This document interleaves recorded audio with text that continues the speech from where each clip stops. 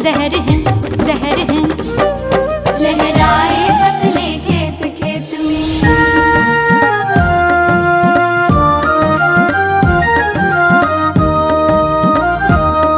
हम करेंगे जैविक खेती जो पौधों को जीवन देती, सबको सात्विक अन्न मिले, स्वस्थ बने मन खिले खिले।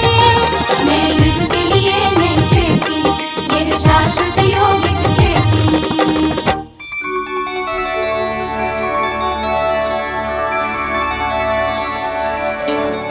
नमस्कार, शाश्वत यौगिक खेती टॉक शो में एक बार फिर से आपका स्वागत है। दोस्तों, आज संगठन की शक्ति के बारे में हम बात करेंगे। कहा भी जाता है साथी हाथ बढ़ाना, एक अकेला थक जाएगा मिलकर बोझ उठाना। एक अकेला व्यक्ति वाकई में परिश्रम करता करता थक सकता है, लेकिन यदि सहयोग मिलने लग जाए एक दूसरे का तो फिर बड़े से बड़ा कार्य भी संभव हो जाता है। कहा भी जाता है एक अकेला चना भाड़ नहीं भूंज सकता। छोटे किसानों के लिए बड़े यंत्र खरीदना या फिर बड़े स्तर पर खेती को ले जाना, अपने बाजार तक पहुंचना, ये सब संभव नहीं हो पाता है। लेकिन विचार कीजिए, वही छोटे छोटे किसान यदि अपना एक समूह बना लें, कृषक समूह बना लें, संगठन बना लें, तो न जाने कितनी सारी समस्याएं आसान हो सकती हैं, कितने सारे हल निकल सकते हैं। कृषक समूह के क्या क्या फायदे हो सकते हैं, आज इस विषय पर चर्चा करने के लिए एक बार फिर हमारे बीच में पधारे हैं वसंतराव नायक, मराठवाड़ा कृषि विद्यापीठ परभणी महाराष्ट्र से डॉक्टर आनंद गोरे। डॉक्टर साहब, आपका बहुत बहुत स्वागत है। नमस्ते, धन्यवाद। डॉक्टर साहब कृषि विद्यापीठ परभणी में सीनियर साइंटिस्ट के तौर पर अपनी सेवाएं दे रहे हैं और इन्हें 10 वर्षों का अनुभव है अपने अनुसंधान में, शोध में। आइए आज इनके गहन अनुभव का लाभ लेते हैं। डॉक्टर साहब, जब कृषक समूह की बात करते हैं हम, तो कृषक समूह के बहुत सारे फायदे होते हैं। आपने 10 वर्षों की तपस्या की है कृषक भाइयों के लिए, तो आपने बहुत नज़दीकी से देखा है किसान भाइयों को अलग अकेला स्ट्रगल करते हुए और कृषक समूह में भी बड़ी सरलता से काम करते हुए। तो किस तरह के फायदे किसान भाई उठा सकते हैं, या उससे पहले तो मैं आपसे जानना चाहूँगा कृषक समूह क्या होता है, कैसे बना सकते हैं? निश्चित आपका बहुत बहुत धन्यवाद। जो मुझे आपके जो कार्यक्रम है उसके माध्यम से मुझे यहाँ पे आने का अवसर मिला और मुझे बेहद खुशी है कि मैं महाराष्ट्र से कृषक समूह का जो वहाँ पे जो बहुत बड़ा काम हो चुका है, हाँ जी, और उसी माध्यम से किसान भाइयों ने अपनी तरक्की वहाँ पे की है जी। और उसी से आगे बढ़ते हुए मध्य प्रदेश, राजस्थान, इन्हीं राज्यों में भी किसान भाइयों में संगठन के माध्यम से अपनी प्रगति जो है और खेती जो है वो पूरी तरह से सक्सेसफुल, या उसे हम यशस्वी कहते हैं, वो करने में उनको सफलता मिली है। जी जी जी। तो हम जब देखते हैं कि आज किसान भाइयों के लिए बड़ा कठिन समय है, हम देखते हैं कि बदलता मौसम है, हाँ जी, उसके बाद जो भी विपणन की समस्या है, मार्केटिंग की समस्या है, हाँ जी, उसके बाद हम देखते हैं कि बाज़ारों में पूरी जो निविष्ठाएँ है, उर्वरक हो या कीटनाशक हो, उनके बढ़ती कीमतें हैं, ये सब जो है समस्याओं में घिरा हुआ हमारा किसान है। और किसानों को जब हम देखते हैं कि एक साथ अनेक समस्याओं से जूझना पड़ता है, तो ऐसे ही इसमें हमें सबसे बड़ी बात ये करनी है कि जब हम अकेले होते हैं, एक स्वाभाविक जो नियम है सृष्टि का कि अकेले जब हम होते हैं तो अनेक समस्याओं का सामना नहीं कर सकते। इसलिए आज हम जैसा बोलते हैं कि हमें आज सब किसान भाइयों ने एक साथ आने की ज़रूरत है, अपना संगठन बनाने की ज़रूरत है। हाँ, ना कि कृषि क्षेत्र में, बल्कि हमारे कृषि क्षेत्र में पूरे गांव का विकास हो या शहरों का विकास हो, इसलिए हमें सब लोगों को एक साथ आना चाहिए, अपना संगठन बनाना चाहिए। जी।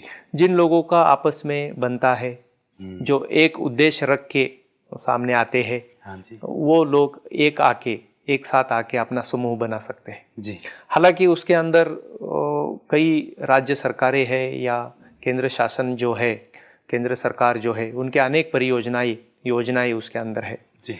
वहाँ पे हम उसका रजिस्ट्रेशन कर सकते हैं हमारे गट का, जिसे हम गुट बोलते हैं या ग्रुप बोलते हैं या संगठन बोलते हैं। हम उस संगठन को कुछ नाम दे के उसका रजिस्ट्रेशन हम कर सकते हैं। जी। अब हम मध्य प्रदेश या महाराष्ट्र की बात करते हैं तो वहाँ पे एग्रीकल्चर मैनेजमेंट जो है एजेंसी, जिला स्तरीय एजेंसी वहाँ पे है, जिसे हम आत्मा बोलते हैं जी। एग्रीकल्चर टेक्नोलॉजी मैनेजमेंट एजेंसी, ये उसका लॉन्ग फॉर्म है जी। और वहाँ पे डिस्ट्रिक्ट कलेक्टर या डीएम जो जिसे बोलते हैं डिस्ट्रिक्ट मैजिस्ट्रेट, उनके चेयरमैनशिप के अंडर ये एजेंसी किसान भाइयों के लिए काम करती है। हम ऐसे आत्मा के अंदर भी उसका रजिस्ट्रेशन कर सकते हैं, या तो कृषि का जो गवर्नमेंट है या तो कृषि विभाग जो है उसके अंदर भी हम इसका रजिस्ट्रेशन कर सकते हैं। ये रजिस्ट्रेशन करना इसलिए अनिवार्य है कि जो भी हमें केंद्र सरकार या राज्य सरकार की जो योजनाएं है या सब्सिडी है या कुछ प्रेरणादायी स्कीम्स है उसका हम लाभ उठा सकते हैं। और हमारा एक रजिस्ट्रेशन होने की वजह से हम पर विश्वास जो जताया जाता है, बाहर मार्केट हो या बाहर का जो भी खरीदार हो जी। या केंद्र शासन या राज्य सरकार हो या खरीदार हो, हमें वो गुड के नाम से पहचानता है और रजिस्ट्रेशन नंबर की वजह से हमें किसान भाइयों के ऊपर उसका विश्वास वहाँ पे होता है। जब हम एक साथ आते हैं तो हमें कुछ उद्देश्य हमारे कॉमन या सामायिक होने चाहिए। वो गुट के कोई गुट करता है कि दूध के क्षेत्र में आता है कि वो दूध उत्पादन करता है जी, मिल्क प्रोडक्शन जिसे हम करते हैं। हाँ जी। कोई करता है कि जैसा शुगर केन ग्रोअर का रहता है। महाराष्ट्र में हम देखते हैं कि ग्रेप्स या तो अंगूर बागवान, अंगूर जो भी उत्पाद है उनका है। हाँ जी। कुछ पोमोग्रेनेट या तो अनार उत्पादक संघ हमारे पास है। जी जी। कोई केले उत्पादक है जिसे हम बनाना बोलते हैं। हाँ जी। तो ऐसे कमोडिटी बेस हम कुछ संघ बनाते हैं। जी जी जी। कुछ हम एंटरप्रेन्योरशिप के ऊपर उसको बनाते हैं। तो ऐसे हम हमारे गांव में कुछ 100-150 लोग एक साथ आके अपना संगठन बना सकते हैं। और वो संगठन के अंदर उनको किस दिशा में काम करना है वो उन्हें तय करना पड़ता है। जी डॉक्टर साहब, जैसे आपने बताया कि अगर हम रजिस्टर करा लेते हैं उसे आत्मा के अंतर्गत या जो भी हमारी सरकार ने जो भी सुविधा दे रखी है, तो सरकार भी हम पर विश्वास रखेगी, मार्केटिंग कंपनी भी हम पर विश्वास करेगी, मेरे ख्याल से जो वित्त कंपनियां हैं वो भी हम पर विश्वास कर सकती हैं। तो कुछ ऐसे प्रैक्टिकल उदाहरण आपको देखने को मिले हैं जहां किसान भाइयों ने इन्हीं संघ, इन्हीं गुटों के अंतर्गत वित्त कंपनियों से फायदे लिए हों, बड़े संयंत्र लगाने में वो कामयाब हुए हों? निश्चित। वैसे देखा जाए तो हमारे यूनिवर्सिटी का जो कार्य क्षेत्र है मराठवाड़ा, जो कि महाराष्ट्र में पड़ता है, वहाँ पे हम देखते हैं कि हमारे इधर कुछ फार्मर या तो कुछ किसान भाई एक आ चुके हैं। जैसे कि बनसरोड़ा हमारे इधर बीड डिस्ट्रिक्ट है, बीड जिला है, उसके अंदर बनसरोड़ा नाम का एक गांव है। वहाँ पे हमारे काकड़े बोल के एक किसान भाई है, श्री काकड़े बोल के, उन्होंने एक अपना संगठन बनाया और उसके संगठन का रजिस्ट्रेशन करने के बाद उन्होंने राष्ट्रीय कृषि विकास योजना की अंतर्गत एक प्रस्ताव दाखिल किया केंद्र शासन को, और उसके अंदर उनको 1 करोड़ से भी ज़्यादा रुपये का जो है वो अनुदान वहाँ पे प्राप्त हुआ। और उसकी वजह से उन्होंने अपना खुद कुछ पैसा लागत किया और उसके ऊपर उन्होंने पूरा एक यंत्र केंद्र, जिसे हम कृषि यंत्र केंद्र बोलते हैं, उसकी स्थापना की। और ये जो भी कृषि यंत्र है उसकी कीमत बहुत ज़्यादा है। आप देखते हैं कि कुछ लाख से लेके 50 लाख 60 लाख तक उसकी कीमत है। कंबाइन हार्वेस्टर है, जैसा कि क्रीडा का प्लांटर है, बीबीएफ मेकर एंड प्लांटर है। उसके बाद ऐसे बहुत सारे जो कृषि यंत्र है वो महंगे होते हैं, हार्वेस्टर रहते हैं। तो ये जो है जैसे कि ड्रिप इरिगेशन सिस्टम है, स्प्रिंकलर इरिगेशन सिस्टम है, तो इसके अंदर वो लोगों ने, वो किसान भाइयों ने एक आके एकजुट दिखा के ये जो प्रयोग है वो गए 2 साल से सक्सेसफुली और बड़ी सफलता से वो वहाँ पे कर रहे हैं। और पूरे देश में से लोग वहाँ पे देखने को आते हैं, किसान भाई आते हैं और वो सफलता देखते प्रेरणा लेके पूरे देश में जाते हैं। दूसरा एक गट है हमारा, एक बीड जिला में, वहाँ पे जो है नाथराव कराड़ बोल के, जो कि इंजे गांव वहाँ गांव का नाम है, उन्होंने भी गुट फार्मिंग, ग्रुप फार्मिंग, जिसे हम मराठी में गट शेती बोलते हैं, सामूहिक खेती जिसे हम बोलते हैं हिंदी में, वो वहाँ पे उन्होंने लिया है कि जैसे कि कपास का क्षेत्र वहाँ पे ज़्यादा है, तो उन्होंने कपास में इंटीग्रेटेड कॉटन फार्मिंग के तहत, जिसे हम एकात्मिक कपास खेती बोलते हैं, उसके अंदर उन्होंने एक ही क्रॉप जो बीटी कॉटन है उसका एक ही जो हाइब्रिड लिया है। उसके बाद उसे एकात्मिक रूप से उन्होंने ठिबक सिंचन, एकात्मिक रूप से उन्होंने कीट प्रबंधन जो है वो पूरा क्षेत्र के ऊपर उन्होंने 1000 एकड़ से भी ज़्यादा उनका कार्य क्षेत्र है, वो भी बड़ी सफलतापूर्वक ये संगठन चला रहे हैं। उसके बाद हमारा क्रीड़ा के अंतर्गत, जिसे हम बोलते हैं कि केंद्रीय बारानी अनुसंधान केंद्र है। हाँ जी। उसके अंतर्गत हमारे विश्वविद्यालय ने, हमारे कुलपति महोदय आदरणीय डॉक्टर बी वेंकटेश्वरोलु सर के मार्गदर्शन में हमने एक पूरा गांव वहाँ पे हमने अडॉप्ट किया है, जिसे हम बाबुल गांव नाम से जानते हैं। और वहाँ पे हमारा जो क्लाइमेट रिजिलेंट एग्रीकल्चर टेक्नोलॉजी वहाँ पे हम दे रहे, मौसम की जो बदलाव आ रहे हैं उसे हम सामना करने के लिए कौन सी तकनीक हमें वहाँ पे वापरनी चाहिए कृषि में, वो तकनीकों को हमने वो बाबुल गांव में अपनाया है। और ये पूरी तकनीकों के अंदर एक बड़ी विशेष केंद्र हमने वहाँ पे स्थापित किया है, और वो केंद्र का जो नाम है वो सामूहिक कृषि यंत्र केंद्र है। जी। और ये केंद्र के अंदर हमने क्या किया है कि जो भी विश्वविद्यालय ने जो भी हमने कृषि यंत्र वहाँ पे विकसित किए हैं, हाँ जी। ये किसान भाइयों के लिए वहाँ पे हमने दे दिए हैं। जी। और उसका उपयोग किसान भाई करते हैं जो कि छोटे छोटे हैं, जो कि अकेले खरीद नहीं सकते। हाँ जी। फिर उसका नाम मात्र शुल्क वहाँ पे देना पड़ता है। जी जी। वहाँ पे उन्होंने एक अपना बोर्ड ऑफ मैनेजमेंट जिसे हम कहते हैं कि उसका भी स्थापना की है। ठीक। और नाम मात्र शुल्क भर के वहाँ पे वो जो यंत्र है जिसे चाहे वो ले सकते हैं, और वो वापरने के बाद उसका दूसरे किसान भाइयों के लिए भी उसका यूज होता है। और ऐसे 2-2, 3-3 एक ही तरीके के वहाँ पे कृषि यंत्र जो है रखे वाले हैं, क्योंकि वहाँ के आजू बाजू के पूरे किसान भाई उसका यूज कर सकते हैं। जी। उसके बाद हमने कुछ मृद जल संधारण के कुछ मॉडल्स भी वहाँ पे विकसित किए हैं। जी। उसके बाद हम किसान भाइयों को कुछ ट्रेनिंग देते हैं कि आपको जितना भी उर्वरक लगता है, रासायनिक खाद लगता है, या तो सेंद्रिय खाद लगता है, या तो कुछ कीटनाशक दवाइयाँ लगती है, खरपतवार नाशक दवाई लगती है, तो एक साथ आप उसकी जो है वो उसको खरीदना चाहिए। 100 लोगों का एक साथ अगर खरीदा करते हैं तो सीधा कंपनी से हम, कंपनी के जो भी रिप्रेजेंटेटिव प्रतिनिधि रहते हैं उनको हम गांव में बुलाते हैं। जी। और वो गांव में हमको हमारे किसान भाइयों के लिए 20%, 30% उसके जो छूट वो देते हैं। हाँ। और इसकी वजह से लोगों को जो है वो खर्च जो है खेती ऊपर, वो लागत भी कम लागत जो है वो कम हो जाती है। उसका दूसरा फायदा ऐसा है कि ये केंद्र की वजह से लोगों का आना जाना रहता है। हाँ। जैसे कि कुछ मार्केटिंग की कंपनियां है, हमारे पास बड़ी ऑयल मिल्स है लातूर डिस्ट्रिक्ट में, महाराष्ट्र में, कि वो ऑयल मिल के रिप्रेजेंटेटिव हमारे गांव में आते हैं। तो जब हम अकेला फार्मर उसका 2 क्विंटल 5 क्विंटल जो सोयाबीन है जी। या मूंगफली वो नहीं बेच सकता, फिर हम क्या करते हैं कि सब 200-300 किसान भाइयों का एक साथ पूरा उत्पाद करते हैं। हर एक का वहाँ पे जो है वो उसका रजिस्ट्रेशन करते हैं कि इनका 10 क्विंटल है, इसका 25 क्विंटल है। फिर वो हम एक साथ उसकी प्रोसेसिंग करते हैं। जी।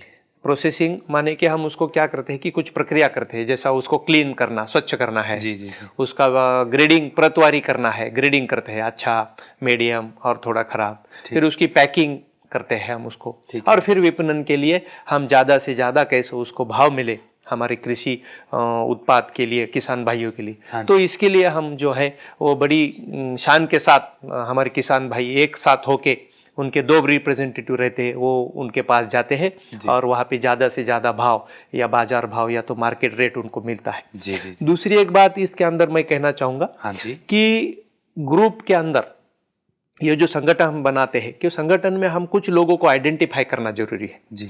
जैसा कि हम देखते हैं कि कुछ लोग जो रहते हैं वो बोलने में माहिर रहते हैं, हाँ जी, तो वो चले जाने चाहिए कि भाई कहाँ पे सीड सस्ता मिलता है, जी, कहाँ पे खाद सस्ता मिलता है। जी। और यही लोगों को मार्केटिंग में रहना चाहिए कि भाई हमारा उत्पाद कैसा अच्छा है, हाँ जी, कैसा ज़्यादा भाव मिलना चाहिए। जी, कुछ लोग टेक्निकली बहुत अच्छे रहते हैं, उनको यंत्र केंद्र के ऊपर रखना चाहिए कि कहीं उसको दुरुस्त करना है, हाँ। कोई यंत्र अच्छे से चलाना है, कोई बंद गिर गए तो कैसा चालू करना है। हाँ जी। कुछ प्रोसेसिंग, जैसा कि हम हल्दी पाउडर का हमारे पास यंत्र है, हल्दी से हम हल्दी पाउडर बनाते हैं, हाँ जी, तो वो यंत्र चलाने के लिए ऐसे कुशल जिनका उसके अंदर ज़्यादा रुचि है, ऐसे लोगों को उधर रखना चाहिए। ठीक ठीक ठीक। कुछ लोग रहते हैं कि भाई हम बाहर नहीं जाएंगे, हम घर पे ही गांव में बैठे रहेंगे, ऐसे लोगों को हम ग्रेडिंग या पैकिंग का काम देते हैं। ठीक, कि जैसी रुचि है वैसा काम हम अगर अपने गुट में देते हैं तो वो काम बहुत ही अच्छी तरह से सामने आता है और वो बहुत रुचि लेके काम करते हैं जी। और उनको करने में आनंद मिलता है और काम भी हो जाता है।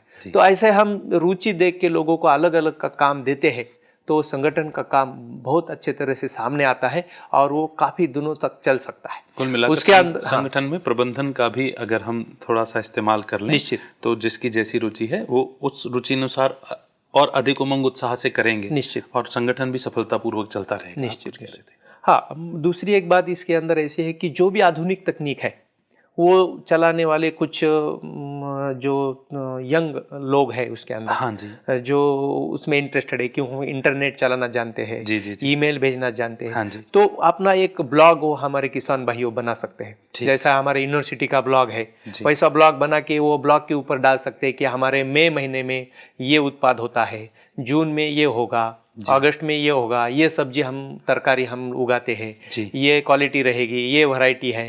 तो पूरे इंडिया में नहीं, पूरे ग्लोब में आपके ब्लॉग के माध्यम से आपका गांव जा सकता है। जी, आपके गांव की क्या विशेषता है, आपके गांव की, समझो आप ऑर्गेनिक फार्मिंग काम करते हैं तो आप बोल सकते हैं कि हमारी तरकारी जो है ऑर्गेनिक है, इसको हमें ऐसा, हमारा जो है इतना भाव हमें चाहिए।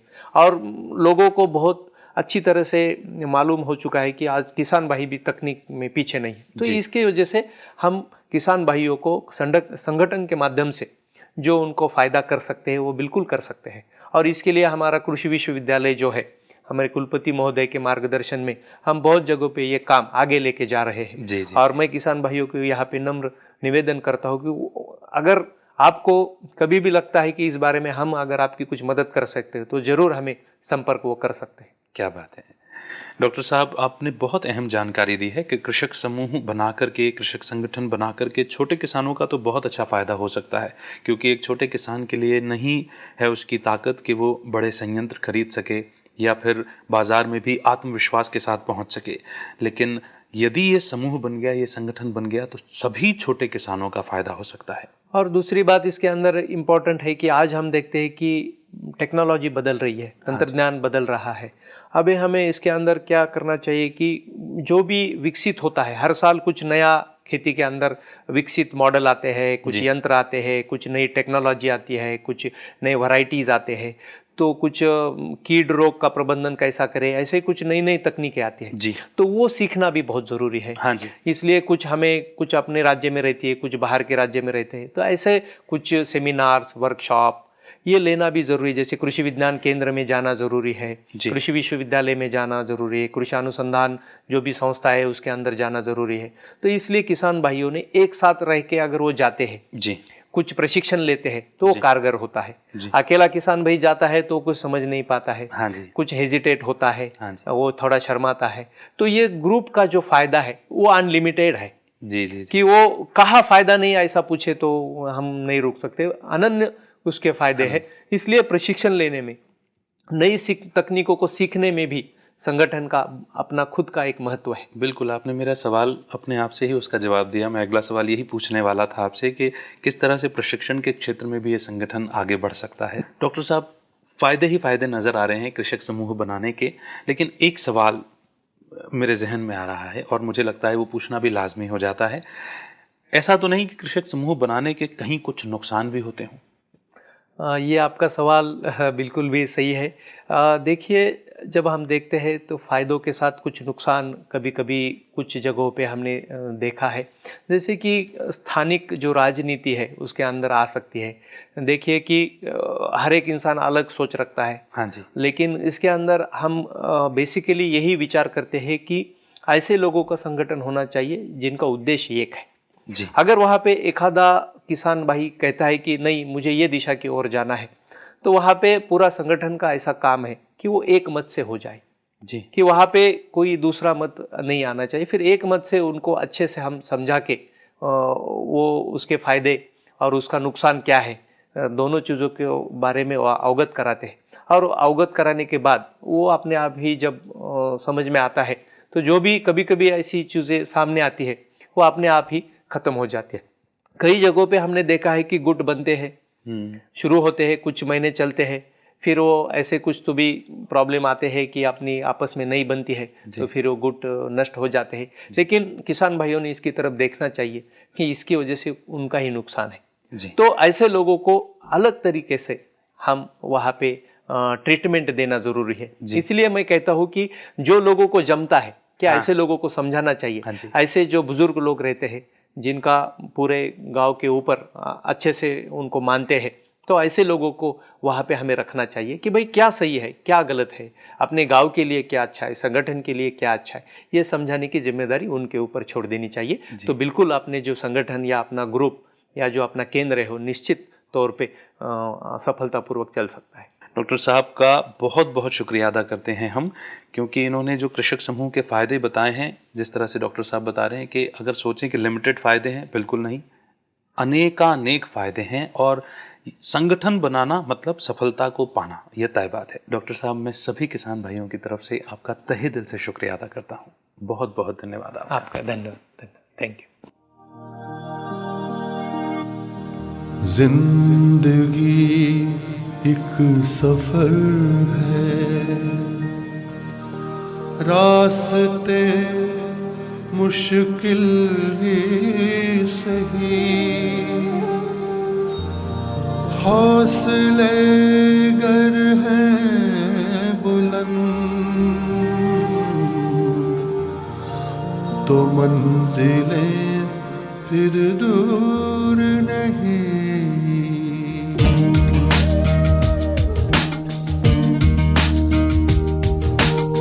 मिलकर हम सब गाएं, सबको गले लगाएं, आशा के बनकर मोती, प्यार की फैलाएं ज्योति।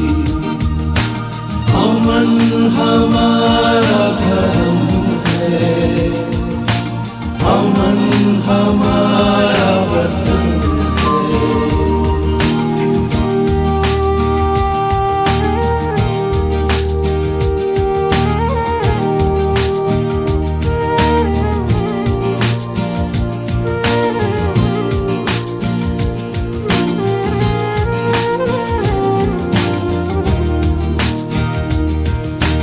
अमन हमारा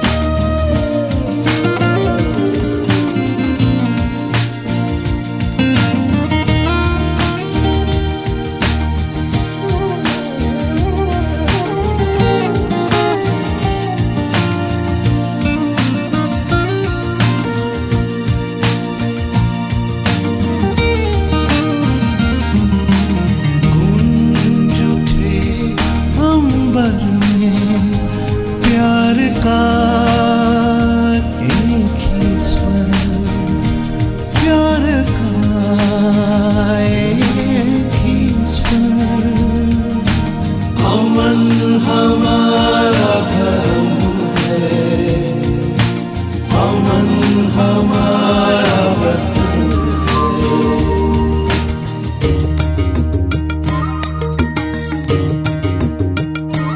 जिंदगी एक सफर है, रास्ते मुश्किल ही सही, हौसले गर हैं बुलंद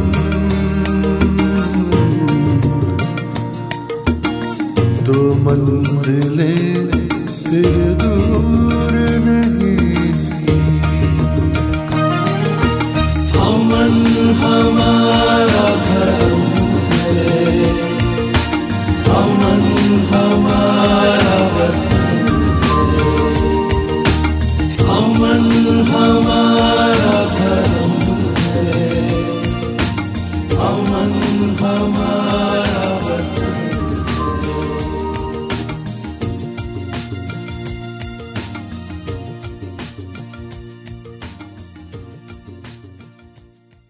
तो दोस्तों, आज के कार्यक्रम में जिस विषय पर चर्चा हुई है, ये विषय हमारे लिए, हम सब के लिए, हम में से हर एक के लिए बहुत ज़्यादा महत्वपूर्ण है।